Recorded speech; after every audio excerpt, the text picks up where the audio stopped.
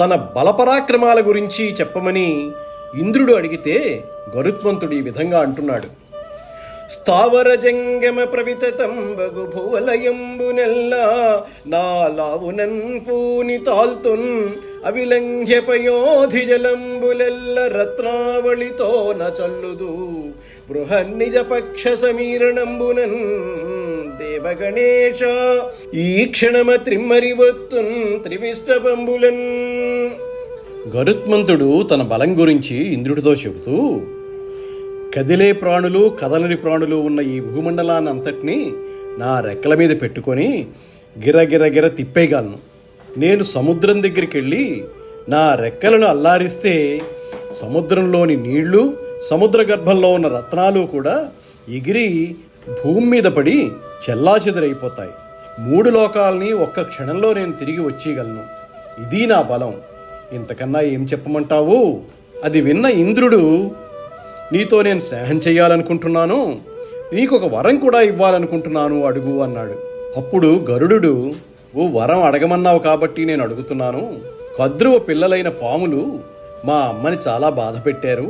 పినతల్లి అనే కనికరం కూడా లేకుండా ఆమెను దాస్యం నుంచి విడిపించనూ లేదు. నేను పుట్టిన తర్వాత కూడా నాతో కూడా దాస్యం చేయించుకున్నారు. కారణం లేకుండా ఎప్పుడూ మాతో వైరం పెట్టుకొని మా బలాన్ని వాళ్ళ యొక్క ఉన్నతికే ఉపయోగించుకోవాలని కోరుకున్నారు. కాబట్టి నేనడిగే వరం ఏమిటంటే, ఈ లోకంలో ఎక్కడ ఉన్న పాములైనా సరే నాకు ఆహారం అయిపోవాలి అని అడిగాడు. నిజానికి నీ వరం లేకుండానే నేను ఆ పాములన్నింటినీ ఆహారంగా తినేయగలను. కానీ ఎందుకు అడుగుతున్నానంటే, ఈ భువనాలన్నిటి మీద నీకు ఆధిపత్యం ఉంది. పాములు అక్కడే తిరుగుతుంటాయి కదా. రేపొద్దున్న నా పరిపాలనలో ఉన్న పాములన్నీ వచ్చి నన్ను ప్రార్థించాయి, నువ్వు వాటిని తినొచ్చా, నువ్వు నన్ను అడుగుతావు, అందుకే ముందుగా నేను అడుగుతున్నాను అని గరుత్మంతుడు చెప్పాడు.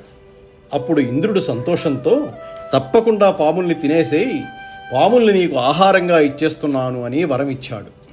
అని గరుడండు తనకు ఉరగభోజనత్వంబు సురపతించే సన్పడసి తదరగమ్యమానుండై ఉరగుల యొద్దకు వచ్చి మరకత హరితంబైన కుశాస్తరణంబునన్ అమృత కలసంబు నిలిపి ఉరగులకుంచూపి ఇట్లనియే, అనిమిషనాథ సుగుప్తమైన అమృతము తెచ్చి మీకిచ్చితిన్, అస్మజ్జననీదాస్యముపాసెను దినకర పవనాగ్నితుహిన దీప్తుల కరిగాన్.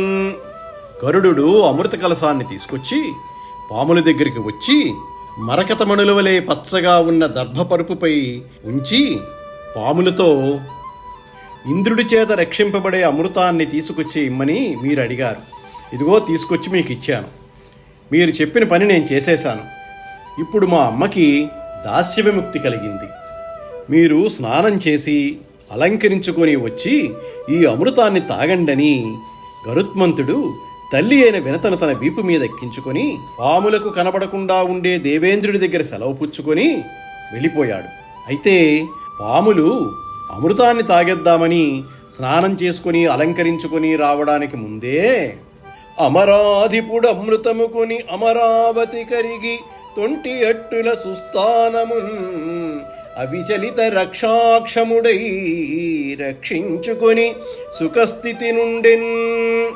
పాములు స్నానం చేసి వచ్చేలోగా ఇంద్రుడు మళ్ళీ వచ్చి అమృత భాండాన్ని స్వర్గానికి పట్టుకెళ్ళిపోయి రక్షణ వలయంలో పెట్టేశాడు. ఈలోగా పాములు స్నానాదులు ముగించుకొని వచ్చేసరికి వాళ్ళకి అమృత భాండం కనబడలేదు. అందుచేత అమృత భాండాన్ని పెట్టిన దర్భలు పాములు నాకేశాయి. దర్భల అంచులు పదునుగా ఉండటం వల్ల ఈ పాముల నాలుకలన్నీ రెండుగా చీరుకుపోయాయి. పట్నిండే పాములకి 2 నాలుకలుండడం ని ద్విజిహ్వులు అని పిలవడం కూడా మొదలైంది. అమృతం తమపై ఉంచటం వల్ల అప్పటి నుండి దర్భలు కూడా పవిత్రాలయ్యాయి. ఈ సౌపర్ణాఖ్యానము భాసురముగా వినిన పుణ్యపరులకు అధిక శ్రీ సంపదలగు దురిత నిరాసంబగు పాయున్ ఉరగరక్షోభయముల్. గరుడుడికి మరొక పేరు సుపర్ణుడని కూడా ఉంది కదా. అందుచేత ఈ సౌపర్ణాఖ్యానము అంటే గరుడు గూర్చిన కథ విన్న పుణ్యాత్ములకు అధికమైన సిరి సంపదలు కలుగుతాయి, పాపక్షయం అవుతుంది, పాముల నుండి రాక్షసుల నుండి భయాలు తొలగిపోతాయి. ఈ విధంగా పాములు అమృతాన్ని పొందే భాగ్యాన్ని పొందలేకపోయాయి. ఆదిశేషుడు తన తమ్ముళ్ళు చేసినటువంటి ధర్మవిరుద్ధమైన కార్యానికి అసహ్యపడి దుఃఖించి వారిని వదిలిపెట్టేసి మిక్కిలి నియమంతో గంధమాదన పర్వతం, బదరీవనం, గోకర్ణ క్షేత్రం, పుష్కరారణ్యం, హిమాచలం మొదలైన పుణ్యక్షేత్రాలలో చాలా సంవత్సరాలు బ్రహ్మను గూర్చి తపస్సు చేస్తే బ్రహ్మగారు ప్రత్యక్షమై ఏదైనా వరం కోరుకోమని అడిగారు. అప్పుడు ఆదిశేషుడు ఈ విధంగా అడుగుతున్నాడు: